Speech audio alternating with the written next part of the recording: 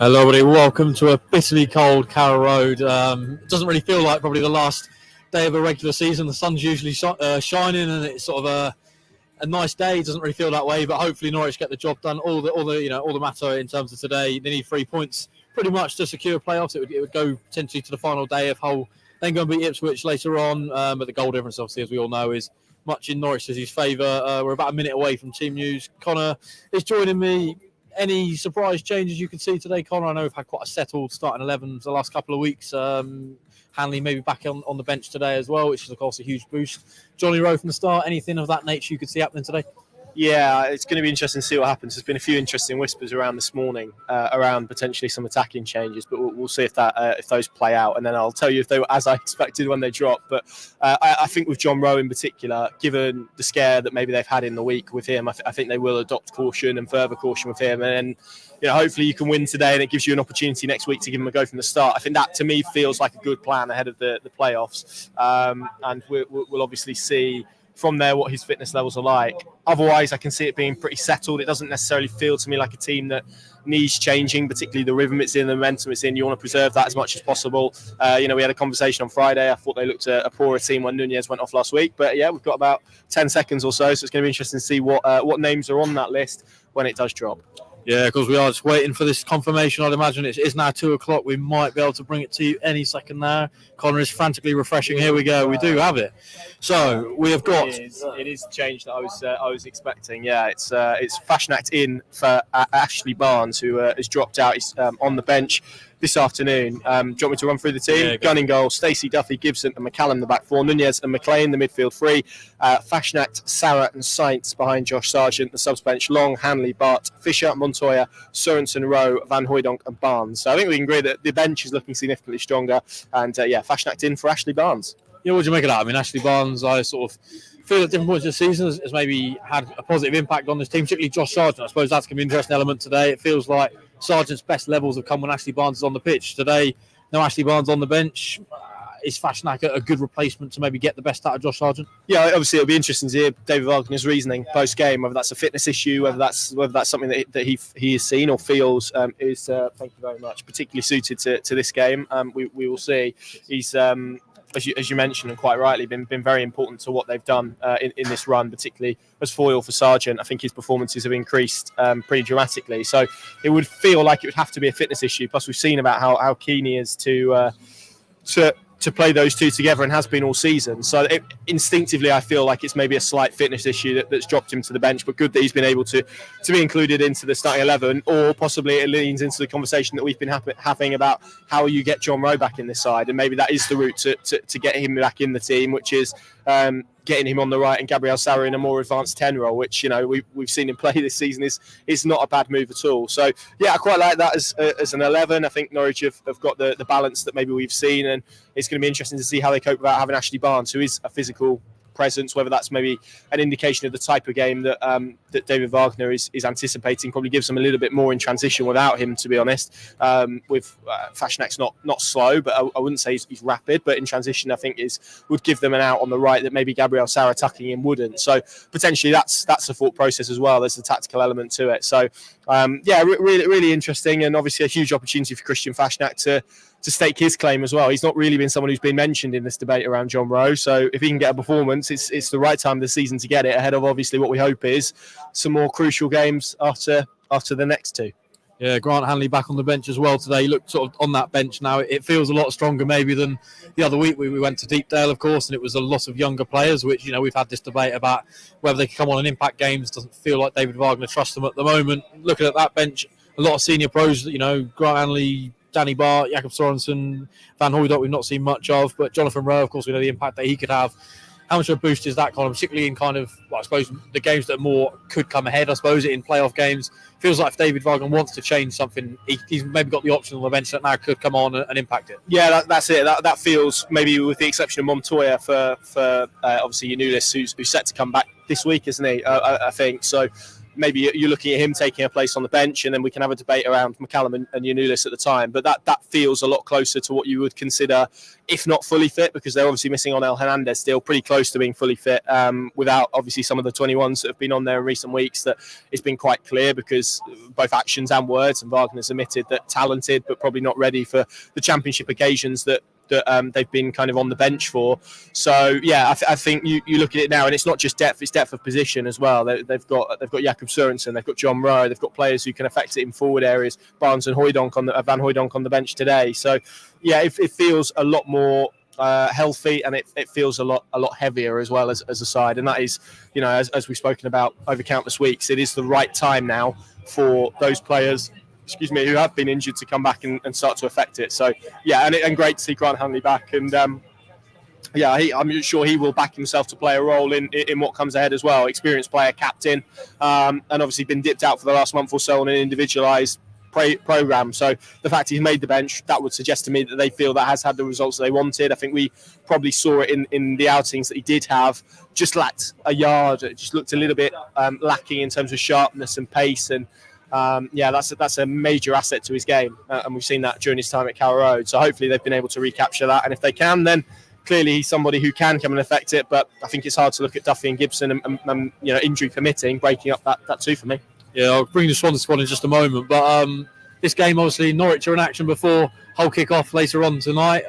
They know what's required to get the job done. Last weekend, we obviously were all here at Carrow Road and saw what unfolded. Norwich not at their best, and maybe struggled against a mid-table Bristol City side that done a really good job on them. They sort of had the players in certain positions that could hurt Norwich, and probably on the day were probably the better side, and Norwich maybe came out of it a little bit lucky to grab a point. I suppose, could you see a sort of familiar situation happening today? I suppose, given that Norwich now mentally know what it's going to take, does that maybe add a different edge to this squad? Yeah, I think it does, but it's about harnessing that in the right way, isn't it? You see it particularly at this time of the season where there's so much riding on games. It can almost tense you up. It can create a stiffness, and that can affect performance. Which is maybe why one change into the side isn't the worst idea in the world, just to give it a freshness and just to add some extra motivation if that's needed. But yeah, everyone, I think, crowds, players, coaching team, everyone should be pointing in the same direction today, because it is now one big push to get over that finish line. And the reality is, if they win here this afternoon, we shouldn't have to do too much watching of that game later on. And it's in their hands, and it's at home, and it's an opportunity really to make sure that it is in. And obviously, with Birmingham next week and everything that is that could be riding on that game next weekend, given Birmingham, as things stand, they could go down today. I think it'll take a lot for that to happen, but you don't want to go there having to get something. So yeah, you would hope that Norwich City have enough in that team to get the job done today, and we could all write last week off as a little bit of an off-colour performance, which happens in a 46 game, 50 game season as it's been for Norwich City. And let's hope they can get themselves over the line by hook or by crook today.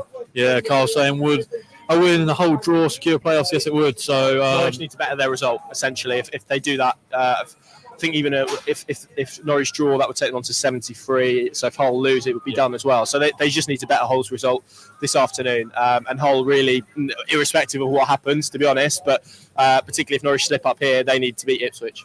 That's essentially the dynamics of it. Obviously, a draw would take it to final day, but then we're back in having the same debate that we are at the moment in terms of goal difference. So yeah, if Norwich win, there's a 7-goal difference between the team. That's going to be very difficult to overturn. Not impossible, but very difficult. So you would think a win, even irrespective of what Hull do tonight, would make it pretty clear. But obviously now we know Ipswich have a major opportunity themselves. You would like to think that they will be particularly motivated to win that game. So hey ho, it could be a weird afternoon where we end the day looking maybe not being too upset if a certain team in blue and white get a result.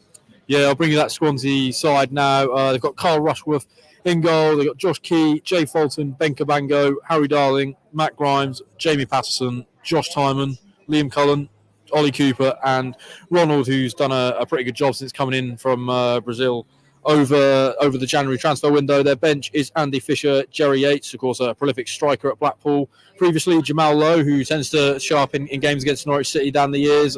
Charlie Patino, of course, on loan from Arsenal, a good young midfielder. That name I'm not even going to try and pronounce because I feel like I could butcher it quite badly. Mykola Kurevic. There we go. Nathan Wood, a little bit more easier. Liam Walsh, Bashir Humphreys, who of course got the winner for Swansea at the Liberty earlier on in the season, and Azim Aboulai. Connor, I think we know with Swansea what they're going to bring. David Wagner basically outlined that in his pre-match press conference. Very much a ball possession side. They're going to look to try and have as much of the ball as they possibly can, and I suppose they're going to try and create the spaces then to utilise and score the goals they're going to require to beat Norwich this afternoon. But what have you made of them under Luke Williams? It feels like they've probably transitioned back to kind of what you expect from a Swansea side.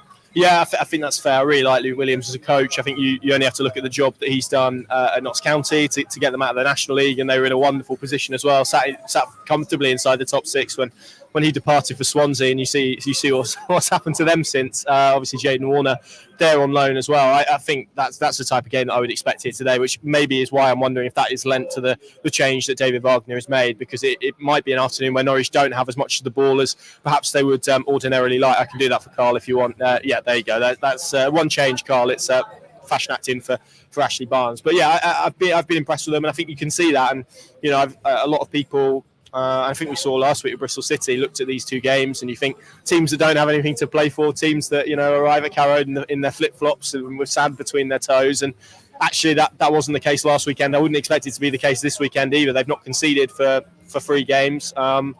So yeah, I think there is motivation for them to come here and get a result. You mentioned it. Their fans still want to finish ahead of Cardiff. That's an incentive, and everyone of the Norwich-Ipswich divide knows how much those kind of things mean. So there is elements to play for, and I think it can create a freedom, and I think it has created a freedom. And if you're Luke Williams now, you want a strong end to the season to make sure that you've got that fan base, you've got those players completely bought into what you're trying to do. But yeah, I really like him. I think he's in this kind of new mould of progressive coach that we've seen, Russell Martin being one, and they worked together for a while at Swansea, and MK Dons, Liam Manning as well, and Luke Williams. They're all kind of similar, had similar kind of pushes up the Football League. But yeah, very highly rated, and I would expect his team to look pretty well coached this afternoon. So I don't think this is going to be easy by any stretch of the imagination. We just hope that obviously that sense of occasion, that want to get over the line is enough to push Norwich City that final yard today. Yeah, sold out Carrow Road this afternoon. What do you expect from the atmosphere today? I know we kind of had this conversation a little bit on the preview show yesterday. Last week, a little bit flat. I think, obviously it came off the back of the Preston result, a couple of away games, a draw at Sheffield Wednesday. It was the Ipswich game before that where it was, such a magnificent atmosphere. Anyone that was here that day would know that. It feels like, everyone who comes to the ground today is going to know what's on the line. The Norwich City victory all but mathematically secures them in the top 6. Do you kind of expect the fans to respond to that today? I know, obviously what happens on the pitch is an influence on that, but it feels like everyone's going to, know what's on paper today to Norwich to do. Yeah, exactly that. And I think that collective will, that there's one last push, and it's been a hell of a push as well. And actually, I think you look at what David Wagner and his players have done, I think they're worthy of that, to be honest, that type of atmosphere inside this place. And, if Norwich can get themselves ahead, but equally if they fall behind, it's going to be incumbent on this crowd to stay with them, to keep going, to give it a push, and then hopefully everyone is where they want to be come the full-time whistle, because if they can do it from the position that they're in November, from the adversity that they've had to overcome this season, it's a remarkable achievement then to secure a top 6 finish with a game to go as well. So I hope this place is bouncing and rocking. I think talk of kind of Ipswich levels is going to be difficult just because of that was a very unique one-off occasion against obviously a team that creates that. But by the same token, I think everyone here will be wanting and willing to get behind the team, and I think that hopefully will translate to what should be a much improved performance on the pitch. And we hope a Norwich City win, because it makes everyone's lives easier if that's the case, and we can then we can be putting on the flip-flops and having sand between our toes when we go to St Andrews next week. Yeah, we'll dip into a few people's comments here in terms of score predictions. We've got a 1-1. Last week on here was right, hoping. Let's hope you're wrong there. Michael going for a 3-1 Norwich City win. Jim going for a 2-0 Norwich City victory. Addy Clark with Jim with a 2-0 Norwich City win. Ben, yeah, we have seen the demolition that a certain player in the Arsenal youth ranks has done to Norwich's under-18s this afternoon. He's got 7 goals so far, hasn't he, Connor? Yeah, just the 7. It's a pretty poor afternoon for him all told. I think he's got something like he had at one stage 24 goals in 7 games. I'm not going to do the maths live as to what that is now, but yeah, absolutely ridiculous for someone who's just turned 16. He's an Arsenal player called Chido Obi, Danish. Yeah, absolutely incredible, ridiculous numbers. And Norwich 18s have lost 9-0 this afternoon, and he scored 7 of them. So what can you do? Yeah, Ben Napper, hopefully you'll be watching him maybe for Norwich's Academy. Nigel has gone for a 3-0 Norwich City victory. I've got a 1-1 here, similar to last week. Carl feeling confident, 3-1, Sarge brace, and a goal from Gabriel Zara. Ben saying it would be quite fun if we drew. And Ipswich got us in by beating Hull. Yeah, let's not go there though. Let's get Norwich to do their own job first, I think, because that would be much preferable. Yeah, so a relative amount of optimism in the comments there in terms of score predictions. A few, pessimistic fans, which is understandable. We know what happened last week, and as we've mentioned, it can be dangerous playing these teams that are on the beach. But everything we've sort of mapped out and what Norwich know what's going to take now to get there, backing them to get the result done today. Yeah, I think Bristol City are a better side than Swansea in their current form. I think they're two excellent coaches, and so by token, I don't think it's going to be a routine one, but. The comments that said 2-0, I would concur with that. I think Norwich City will score in either half, get the job done, hopefully pretty comfortably, and then we can look ahead, hopefully then to the playoffs. That is the aim, that's the hope, and let's hope Norwich City can deliver it today. So yeah, 2-0 for me. What about you, Adam? Yeah, I'm sort of between a 3-1 victory. I can see that. I think Swansea have got some good attacking players, so we'd maybe back them to get on the score sheet. You went goal crazy, yes? But yeah, I think because you took 3-1 yes on the previous show, I thought I'd go a little bit different and go for a 4-2. But I think today, maybe given the temperature, I'm feeling a little bit less optimistic. So I'm going to go for a 3-1 Norwich win, which of course would add another 2 goals to the goal difference tally as well, which I think that's probably an element that could potentially come into play, of course, if it goes to the final day and Hull get a result as well today. So lots to sort of uncover, I suppose, in the next few hours. Yeah, Dan Mayhew going Napper to get that lad in. Yeah, hopefully he's watching him at Colney before he heads to Carrow Road. I think he'll be chasing down Gabriel Jesus rather than Norwich City's strike force, unfortunately. Yeah, Dubai Canary looks like Ipswich go up automatically after Leeds' failure last night. Yeah, not worry about that. Yes. See what happens. Yeah, of course, lots to unfold this afternoon. Norwich City, of course, in action first here at Carrow Road. You can join Sam on the live blog on the Pink and app, which you can go and check out now. It's $2.99 a month, or you can check out a free trial and see if you enjoy it. Of course, we hopefully will have some playoff games on the horizon, so that may be worth joining us now while you can. Of course, Hull play later, so we'll all be watching that one. Hopefully, Norwich have got the result they require this afternoon, and then we can sit back and enjoy it a little bit more, and maybe tonight we can sort of keep a little bit more of an eye open then to what could be on the horizon in the coming weeks for Norwich. Playoff place could all be but secured, which I'm sure we'd all take heading to Birmingham next weekend, which, I think given that they obviously play Huddersfield today, there's lots on the line for them in terms of trying to stay in the Championship. So it could be a potential banana skin next weekend. So let's hope Norwich get it all secured this afternoon. If you head down to Carrow Road, bring the noise. Of course, the boys are going to require it, and hopefully they'll respond and get a really crucial 3 points. Thanks for joining us, and enjoy the game.